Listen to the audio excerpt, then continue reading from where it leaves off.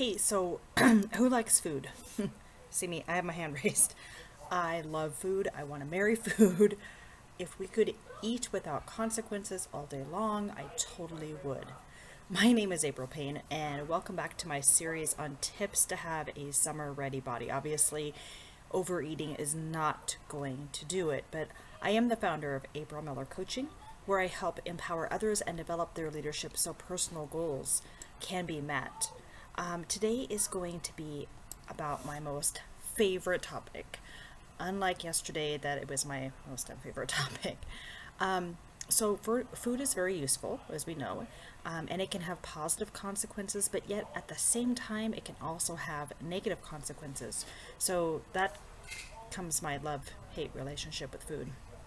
But that's when I come in to help others like you so that we can all work together to have that healthy balance so food will give us nothing but good consequences. So I feel support is the best thing you can do for yourself, especially when it comes to eating. In the United States, we have a culture where every celebration, every positive thing we're excited about, nearly every reward is centered around food. I mean, think about it. Even when we have friends over or we go to their house, what what's always around? It's food. When we celebrate birthdays, graduations, even losing 5 pounds, what do we turn to? Food. So, I want to give you some free tips as to how to get that under control so you can have the best body inside and out by the time summer arrives. Many of you know me and know that I support eating clean foods. What I mean by that is clean foods, the definition of clean foods are foods that are not boxed, packaged, or altered in any way without using chemicals or artificial flavors or colors or anything like that. So, for example, examples would be nuts, unsalted nuts, almonds, cashews, pine nuts, pumpkin seeds in the raw, hummus, cheese, not the no fat cheese, not the reduced fat cheese, the full fat cheese, brown rice, skinless chicken, all of your fruits and vegetables. These foods are natural to our bodies.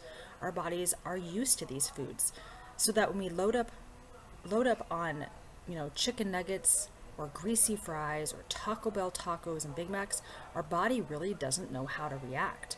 Our heart begins to work harder due to the salt, our insulin spikes due to the sugar, we become sluggish, and everything else. I mean, basically, our body freaks out. But keep in mind that processed foods are also higher in calories than clean foods. When we overeat, we know that our body gains weight. When we eat processed foods, our body is still hungry an hour later, so we're more likely to eat more calories. Switching 100% to the clean foods may not be doable for many people because it can be a hard switch and a quite dramatic switch.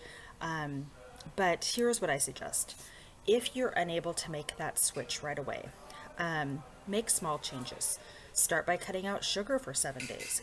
And when that becomes a habit, it becomes easier to do on a constant basis. Eat a cup of vegetables with every meal. Eat small meals every 2 to 3 hours. And what I mean by small meals is I mean a small apple, a cup of lettuce, 3/4 cup of grilled skinless chicken, and a half a cup of brown rice for a meal. And also watch your portions. You heard me say specific amounts with that example small meal. A gigantic plate of pasta is not one serving. I only know this because I tried to convince myself of it. But consider this. 1 cup of veggies is one serving. Same with fruit. 3/4 cup is one serving of protein. A half of a cup of good carbs is one serving. And by good carbs, I mean corn tortillas, I mean sweet potatoes, yams, brown rice, brown pasta, nothing with white flour in it. And a 1/4 cup of hummus or cheese is one serving. And you need to still be eating oils, not vegetable oil or canola oil, but like more of a coconut oil or an olive oil. Those are the best ones for you.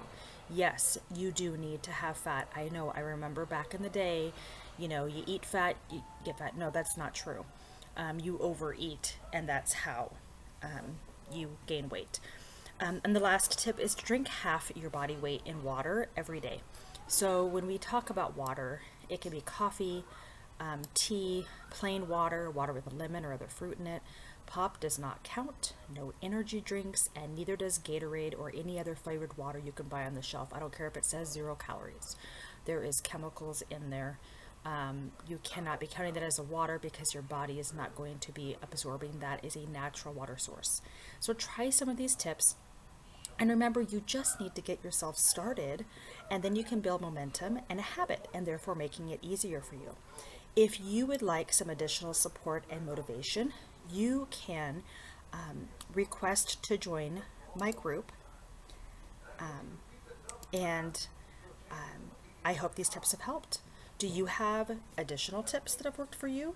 Please share them below in the comments. And thank you for watching, and we'll see you next time for the next tip.